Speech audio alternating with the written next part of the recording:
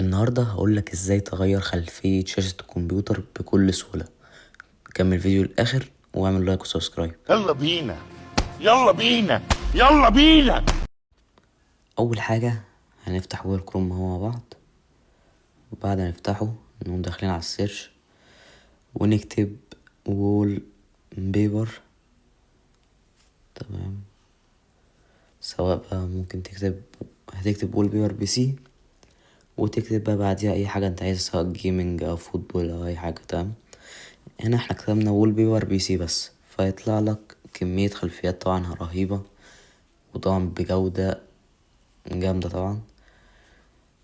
زي ما انتم شايفين في خلفيات كتيرة جدا وحلوة كمان، كتير كتير جدا.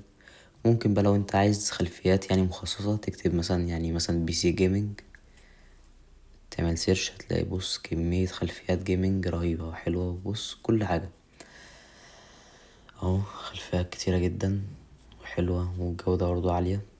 لو عايز برضه ايه مثلا كورة تقوم كاتب وول بيبر بي سي فوتبول، بعد كده يطلع لك اهو.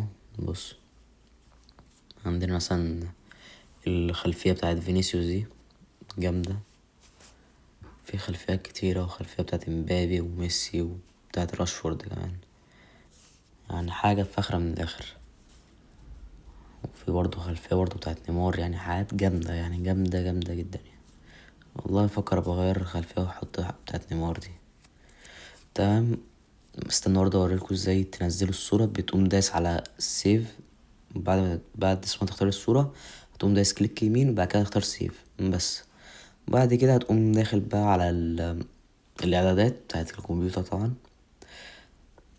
تمام، هتقوم دايس، استنوا عشان بس نسيت. هتقوم فاتح الاعدادات، وهتقوم داخل على الشاشة. لحظة،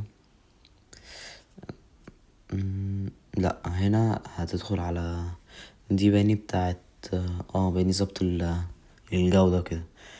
تمام، باين هي فين؟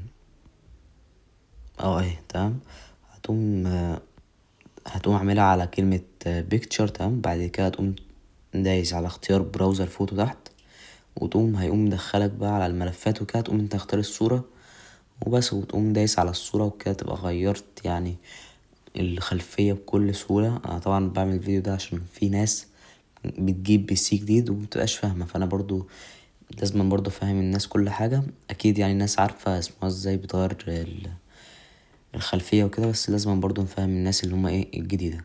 وكذلك برضو هنا في خلفية خلفية شاشة القفل. طبعا في شاشة القفل اللي هو ايه، اول ما تقيد البي سي بيقوم ظاهر لك الخلفية. انا حاطط الخلفية بتاعت سبايدر مان، يعني حاجة حلوة يعني، برضو جايبها من على جوجل. بس زي ما قلت لكم، اي خلفية انتوا عايزينها تقدروا تكتبوا على جوجل وتجيبوها، وبس موضوع سهل يعني، مفيش اسهل منه. ولو عجبكم الفيديو متنسوش تعملوا لايك وسبسكرايب، واشوفكم الفيديو الجاي. سلام. نفسي تروح، يلا مع السلامة، يلا مع السلامة روحي.